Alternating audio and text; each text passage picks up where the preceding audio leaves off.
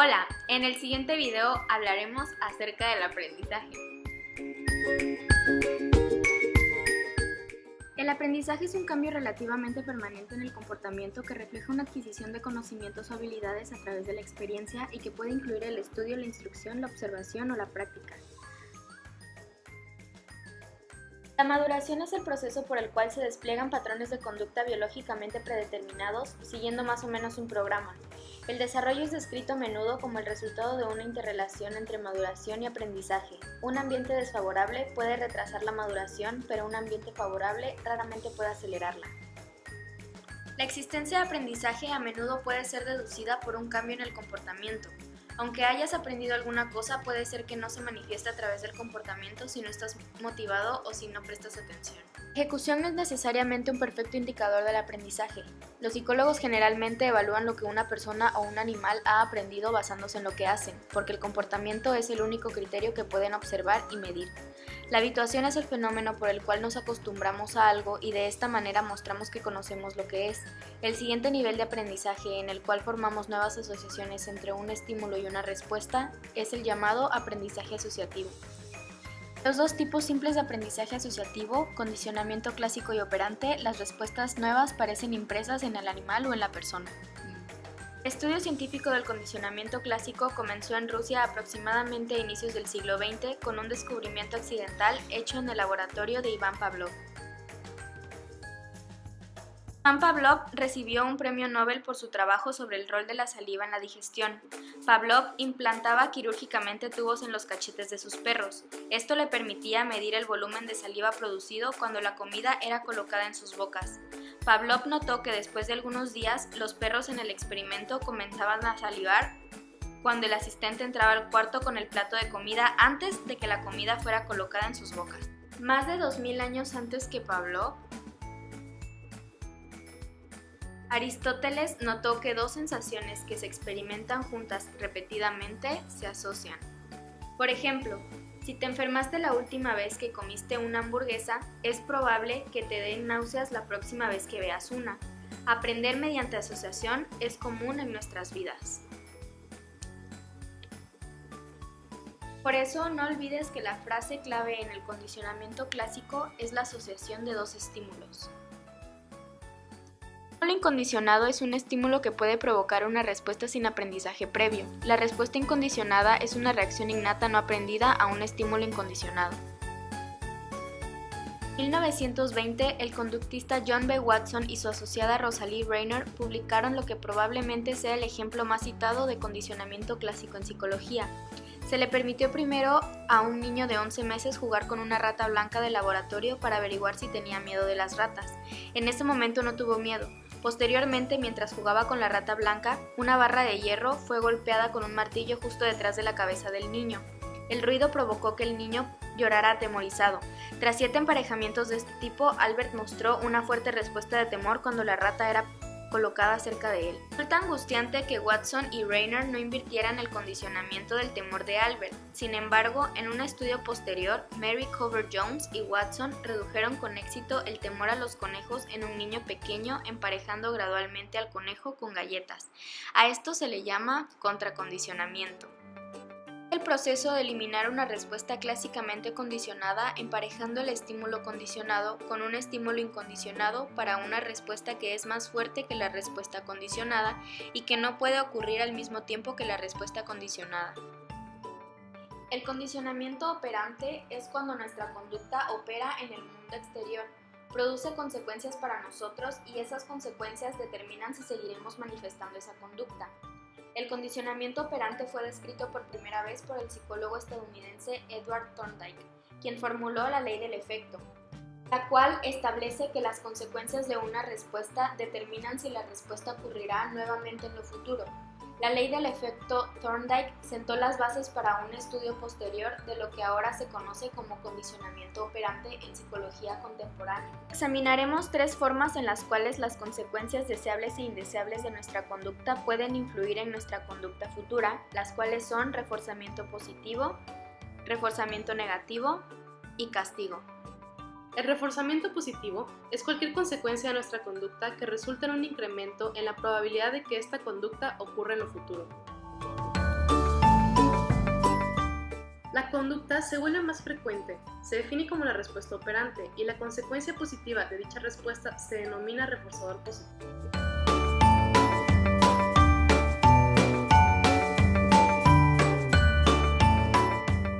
La inmediatez es el reforzador positivo que debe darse dentro de un periodo corto posterior a la respuesta. Entre más larga sea la demora entre la respuesta y el reforzador, más lento será el aprendizaje. Este fenómeno se ha citado como el principio de la demora del reforzamiento. La consistencia en la aplicación del reforzamiento. Para que el aprendizaje tenga lugar, el individuo que proporciona el reforzamiento positivo debe darlo consistentemente después de cada respuesta. Los reforzadores primarios son reforzadores positivos innatos que no tienen que ser adquiridos mediante aprendizaje, y los secundarios son reforzadores positivos aprendidos.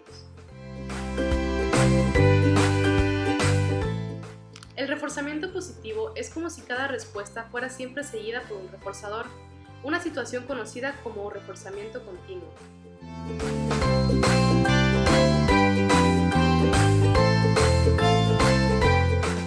Los psicólogos han descrito 4 tipos de programas de reforzamiento. Programa de razón fija. Programa de reforzamiento en el que el reforzador se da solamente después de un número específico de respuestas. El de razón variable consiste en un programa de reforzamiento en que el reforzador se concede solo después de que se ha obtenido un número variable de respuestas. El programa de intervalo fijo es un programa de reforzamiento en que el reforzador se da una vez que ocurre la primera respuesta tras un periodo predeterminado. El programa de intervalo variable, programa en el que el reforzador se da una vez que se obtuvo la primera respuesta después de un periodo variable.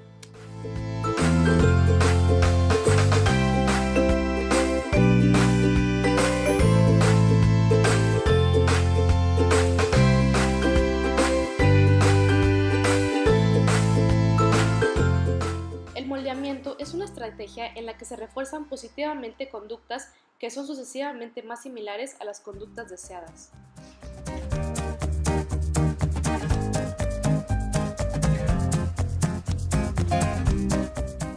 La caja de Skinner es una jaula para animales, equipada con una palanca de respuesta y una charola dispensadora de comida, utilizada en investigación de condicionamiento operante.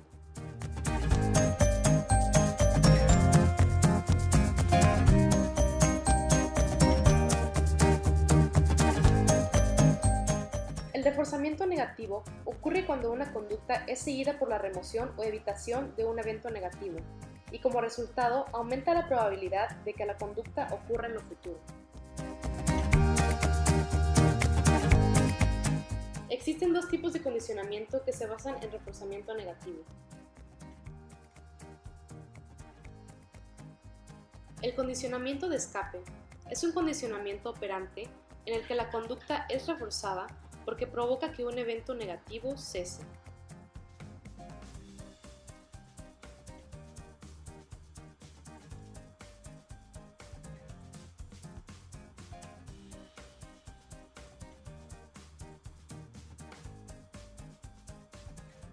Condicionamiento de evitación. Condicionamiento operante en el que la conducta es reforzada porque evita que suceda algo negativo.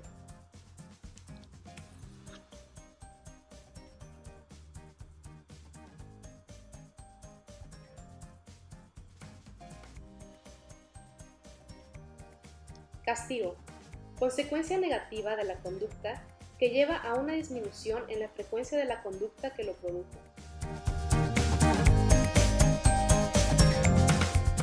Hay 5 riesgos inherentes al castigo. El uso del castigo a menudo genera reforzamiento para el castigador.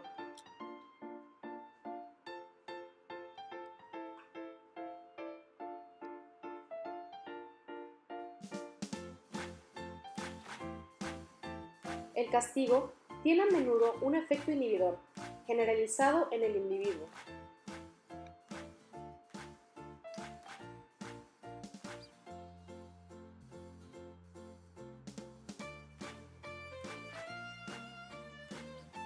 Comúnmente, reaccionamos al castigo físico aprendido a detestar a la persona que causa el dolor, y quizás reaccionando agresivamente contra ella.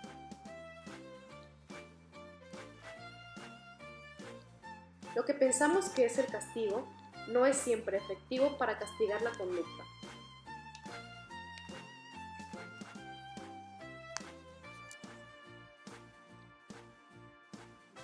Incluso cuando el castigo resulta efectivo para suprimir la conducta inapropiada, no le enseña al individuo cómo actuar de forma correcta.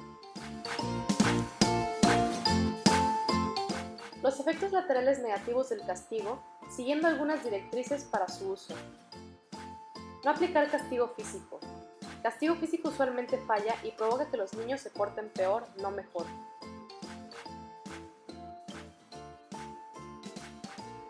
Castigar las conductas inapropiadas de inmediato. El uso inmediato de una voz firme para indicarle al niño que está mal. Reforzar positivamente la conducta apropiada para que tome el lugar de la conducta inapropiada que está tratando de eliminar. Aclárele al individuo qué conducta está castigando y remueva toda amenaza de castigo tan pronto como dicha persona cese. No mezclar castigo con recompensas por la misma conducta.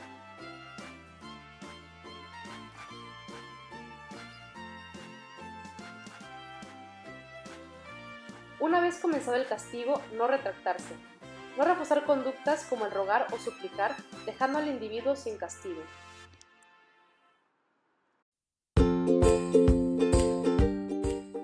Acabamos de platicar sobre varias formas de condicionamiento. Debemos saber que los condicionamientos clásico y operante difieren en tres principales aspectos. El condicionamiento clásico implica una asociación entre dos estímulos tales como un tono y la comida. El condicionamiento operante implica una asociación entre una respuesta y la consecuencia resultante. Un ejemplo de esto sería romper algo y tener que pagarlo después.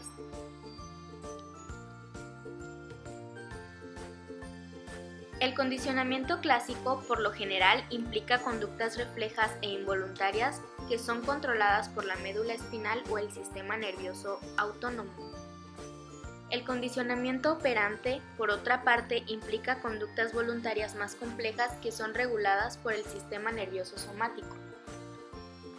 La diferencia más importante se refiere a la forma en la cual el estímulo que hace que el condicionamiento ocurra es presentado. Hasta ahora nos hemos referido al aprendizaje como una simple formación de asociaciones, como cuando un perro aprende a asociar un sonido con el sabor y el olor de la comida. Los psicólogos cognitivos creen que hay más que todo eso, más que asociar dos estímulos. Aunque el ambiente afecta al comportamiento, la persona o animal también juega un papel importante en su propio aprendizaje. Los animales de nivel superior son capaces de aprendizajes extremadamente complejos. Aprenden conceptos como igualdad y diferencia, grande y pequeño, arriba y abajo, izquierda y derecha. Un hecho que sirve para demostrar los aspectos cognitivos del aprendizaje es un fenómeno del bloqueo. Asociaremos una campanada con la comida. ¿Por qué ocurre el bloqueo?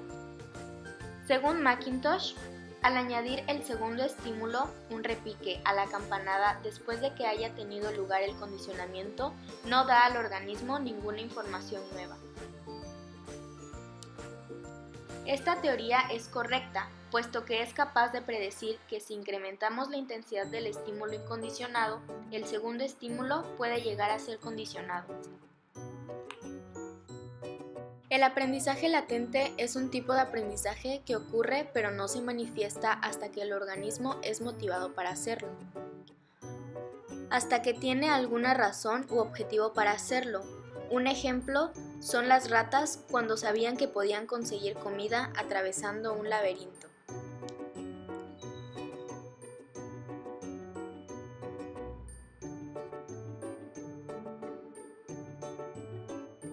Aprendizaje por observación. Aprendemos otras muchas cosas simplemente mirando o escuchando a la gente.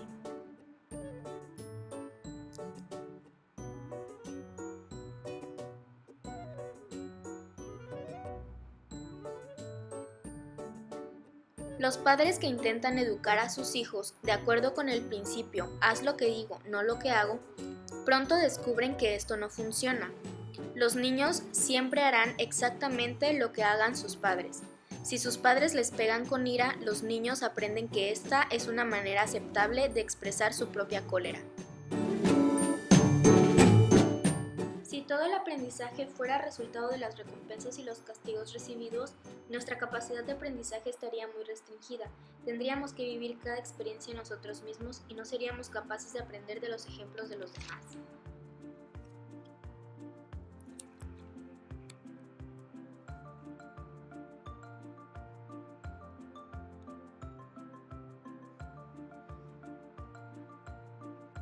El poder del aprendizaje por observación ha sido confirmado en un experimento en que los niños que ven a una persona adulta pegando, tirando al suelo y dando patadas a una muñeca inflable tienden a actuar de manera más agresiva que aquellos niños cuyo modelo es una persona tranquila.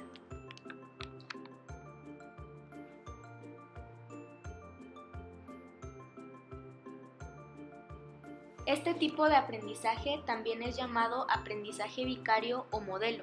Las personas cuya conducta observamos y frecuentemente imitamos son llamados modelo. Bandura ha identificado los 4 siguientes pasos en el proceso de aprendizaje por observación.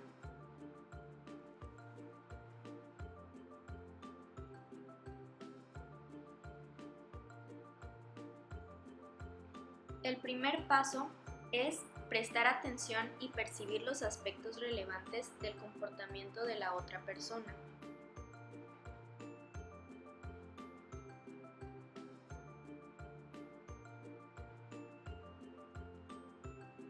El siguiente paso es recordar el comportamiento también a través de palabras o imágenes mentales.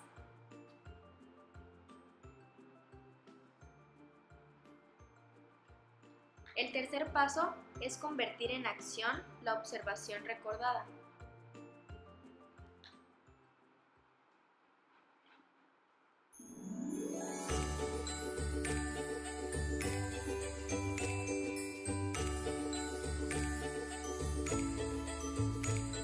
El cuarto y último paso es estar motivado para adoptar el comportamiento.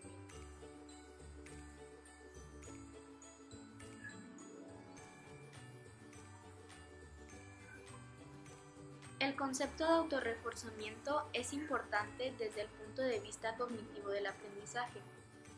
Los individuos no solo dependen de las recompensas y los castigos que les puedan venir de agentes externos, sino que también son capaces de recompensarse y castigarse a sí mismos de manera que esto les ayude a desarrollar nuevas pautas de comportamiento. ¿Cómo regulan las personas su comportamiento? Principalmente creando modelos y esforzándose en vivir con arreglo a ellos. Muy frecuentemente desarrollan estos modelos en función de lo que han observado en otras personas. Factores biológicos del aprendizaje.